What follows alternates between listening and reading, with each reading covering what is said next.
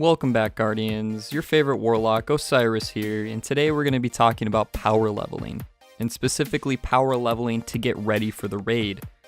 So jumping right in, starting off, when you begin the game, you're going to just level up your character with XP, specifically from 0 to level 20. In this, you can do relatively anything you want, anything from story missions to adventures, and along the way, you're going to see public events pop up on the planet you're on, and go ahead and do those too. Those give a ton of XP. Moving along through the story, you're going to be picking up gear. I do recommend putting on your highest power level gear as you go through the campaign. This will allow higher power level gear to drop through you as you go along, and will allow you to make it through the campaign easier because you can do a higher damage output, means you can kill things faster, means that you can grind through the game faster. Once you finish the campaign and you finally hit level 20, this is when you can actually start the grind for better gear. So from power level 0 to 270, the things you want to focus on are public events and strikes.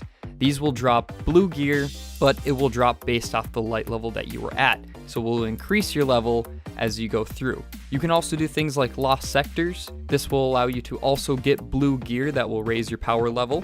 And getting past 200, you'll start to see things like legendary engrams drop. These are great because you can start to put legendary mods on them. What you can do is when you hit 270 around that range, you'll notice that vendor gear will start to drop a little bit lower than what you're at. Also things like random engrams that you get from public events or strikes, they'll drop lower than what you actually are. So what you want to do is look at the legendary gear that you get and check and see if it has a legendary mod.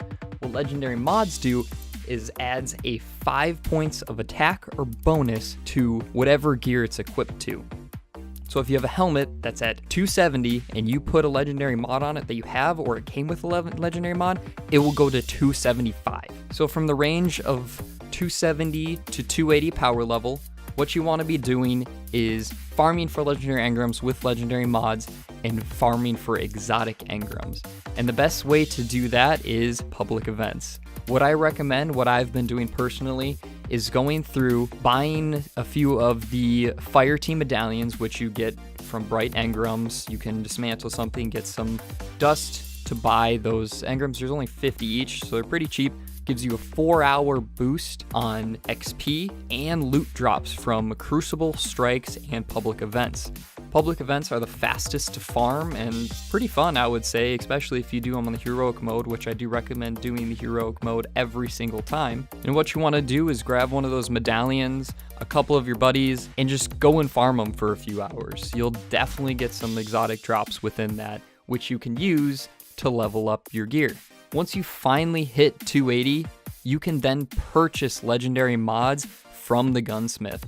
This allows it so you can make sure every single piece of your gear, weapons, and armor has a legendary mod on it, and you can customize it. So if you want a grenade mod, or if you want a mobility mod, or if you want to make it so your class ability charges faster or something like that, you can customize it and still have that legendary mod to give you that 5 boost. Once you finally put all legendary mods on your gear, you're going to be a little bit closer to 290, and what you want to start focusing on is luminous engrams. And how you get luminous engrams is through the milestones, specifically the milestones that say they reward powerful gear. And what that does is it will drop an engram that contains 2 legendaries or a legendary and exotic. And both these will drop at higher power level than what you currently are at, so you can use that to boost your power level. Next thing you want to focus on are the exotic weapon quests.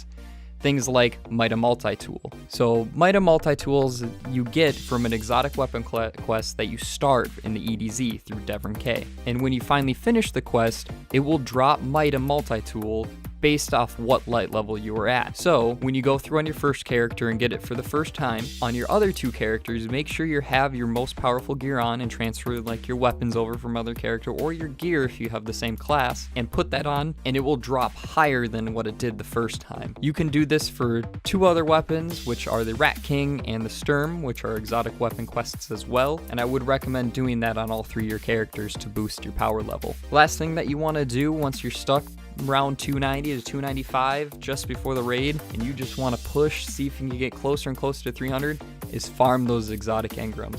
Exotic engrams are great for power leveling. Again, just grab a couple of your buddies, put on a fire team medallion, and just go nuts with farming. Get those exotics, use them, level up your gear, and before you know it, you'll be at power level 300. Well, that's all I really got for you guys. I will be making a raid guide video when the raid finally comes out that will show each role and how to perform that role within the raid, and some tips and tricks for loadouts that you can use well during the raid and during specific fights. Otherwise, thank you for watching, Guardians. I will see you in the Crucible, and I hope you're there for the res.